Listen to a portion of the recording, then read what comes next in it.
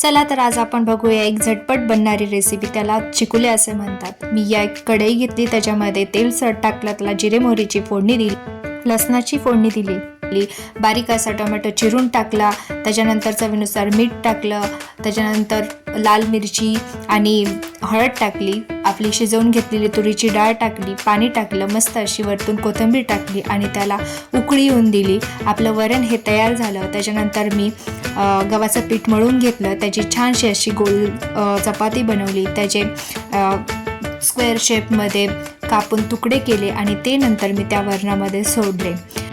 याला आता आपण छानसं शिजवून द्यायचं आहे। काही भागामध्ये या रेसिपीला चिकुले असे बोलतात, काही भागामध्ये वरणफळ असेही बोलतात। ही रेसिपी चवीला एकदम उत्कृष्ट आहे। तुम्ही ही रेसिपी तुपासोबत आणि लोणच्यासोबतही खाऊन बघू शकता।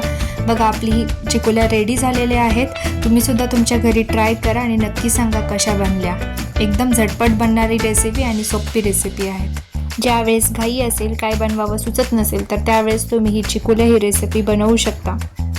एकदा तरी नक्कीच याचा आनंद घ्या आणि मला नक्की सांगा कोणाकोणाच्या घरी हे बनता आणि ह्या कशा लागतात। थँक्यू।